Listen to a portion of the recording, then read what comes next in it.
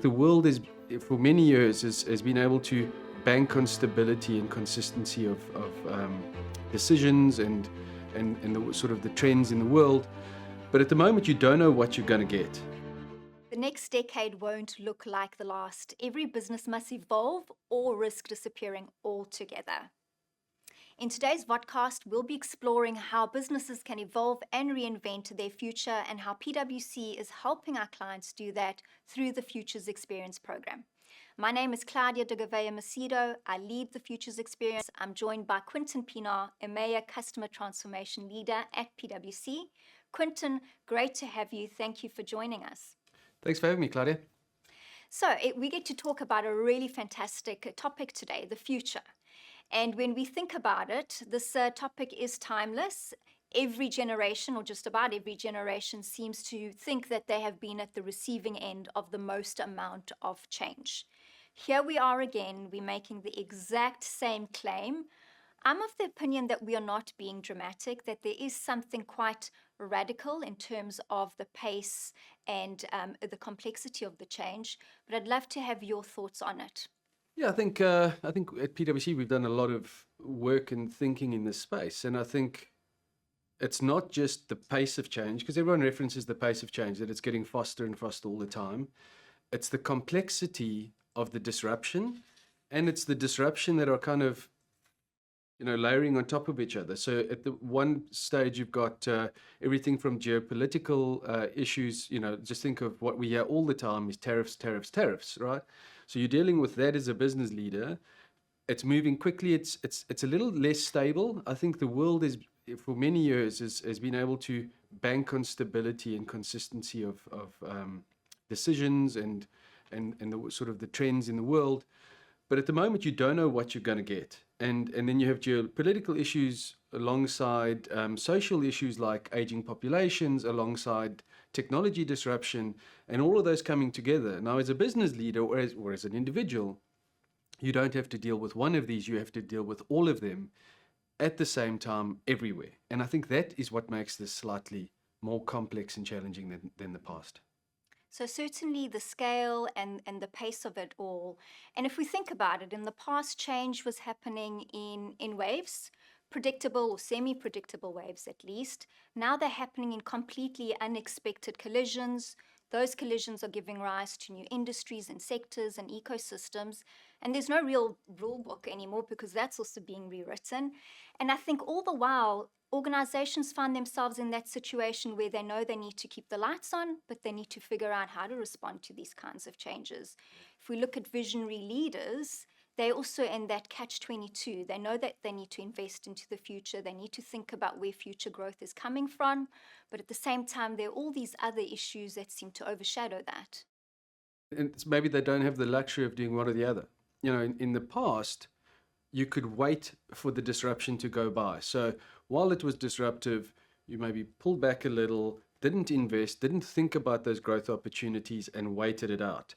Today, you can't, because as I said, those layering and this sort of disruptions that keep coming, if you did that, you would be out of business. So if you look at our CEO survey, where most CEOs think that their business model won't be valid in the next 10 years, if you're going to wait for the volatility to go by, you may not be around when it does calm down. So you don't have the opportunity to wait for business as usual before you invest in growth and innovation. You've got to do that through the disruption in a very sometimes unclear and fuzzy environment.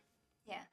You've referenced that CEO survey. I think the newest survey did highlight a lot of these really good insights. But one of them is really that now more than ever, the resilience of your business model matters. And that means that leaders have a new responsibility to figure out what's next and how are they going to react to what's next. I think it would be completely unrealistic to expect these visionary leaders to not make a fundamental mindset shift in order to survive in the future. What do you think are some of those innate traits that new leaders are going to need to thrive in what's next? The easiest one is courage, right? You need to be brave and you need to be able to step into a fuzzy unknown and make sense of the chaos and place some bets. And it's, again, I don't believe the future is for those that are not courageous, because we don't have the luxury of clarity before we make these decisions. We've got to do that through uncertainty, and that means you've got to be really, really brave and courageous to do that. Yeah. So courageous, important. What else would you say? So I think the other one is foresight. Foresight, the ability to see around the corner, the ability to anticipate what's coming, to understand the disruption, the correlation, and actually think, what is the bet I need to place? And so foresight, it becomes a really important part. Yeah. And there's probably a third one in there There called is vision. Vision. And so, again, how does a business leader make these decisions if they don't have that little bit of vision? So what I'm inspired by, or what I think is fascinating, is to look at the changing way businesses are configuring themselves. So I may have been in manufacturing for a long time, but maybe I'm moving from a traditional manufacturer into the new sort of growth domain, which is how do we make things? But actually, there's a number of new players. There's a bigger ecosystem. We're solving much more complex challenges. And I think that's an exciting time for those with vision to go, what is my place in the new ecosystem? How do I both make value and take value out of the ecosystem when it's a slightly different game? And I think it's a really interesting and exciting time. So if we recap that, we have foresight, we have vision, we have courage. Arguably, any one of those on its own can be difficult. When you look at it as a trifecta, I think it's even harder to make sure as a leader that you have all three of those traits. And in today's environment or today's landscape, there are many reasons that could make that even more difficult, whether it's the amount of change you're facing, fear of the unknown, the amount of information, the pressure for short-term results. But maybe in your opinion, Quinton, why do you think it's hard for leaders to inherently have these kind of traits that are so necessary for the future?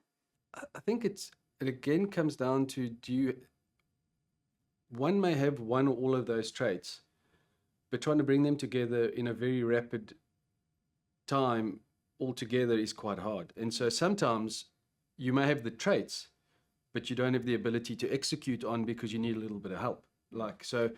Maybe I've got the courage, but I don't have the vision and the foresight in this specific space, or I've got the vision, but I don't know, if now is the right time. And so sometimes you need a little bit of help and support to get you through this sort of, as I always call it, this fuzzy bit to get you to a clearer future.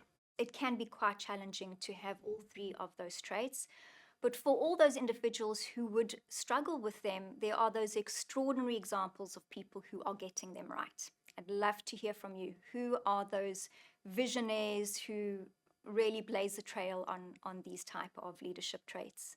Yeah, that's a great question. And I think my initial response would be probably nobody on their own, right? But then you have these standout examples, and one of the ones that I often like to reference from a vision perspective is Steve Jobs. The ability to think through and what new product design meant, what consumers would want, how do you merge? And he was, in the 90s, a master at doing what we call value in motion, in taking music and computers and merging industries and creating full new value streams. Now, this is at a time that this was not commonplace. And Steve's vision was not only changing Apple, it was affecting the technology organizations around them. Mark Benioff, the CEO from Salesforce, often references his interactions with Steve and credits that with some of the innovation that Salesforce was doing. So in my mind, it's somebody the absolute clarity to see the future and to know what's important. I'd say Steve Jobs is a phenomenal example.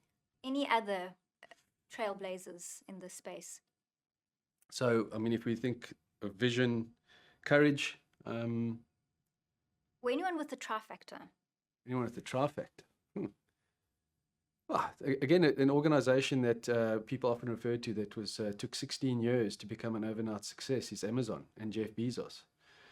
And I recall reading, transcripts, etc., from Amazon earnings calls, where Jeff Bezos was saying, "You don't understand what we're building," because they were so focused on the customer and so focused on the systems that would help them innovate.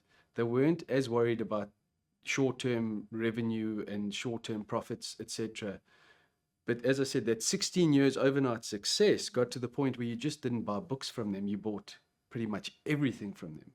They merged that into not only products that you could buy off e-commerce, but then the ability to sell services like insurance and financial, taking their technology and creating one of the largest technology organizations in the world.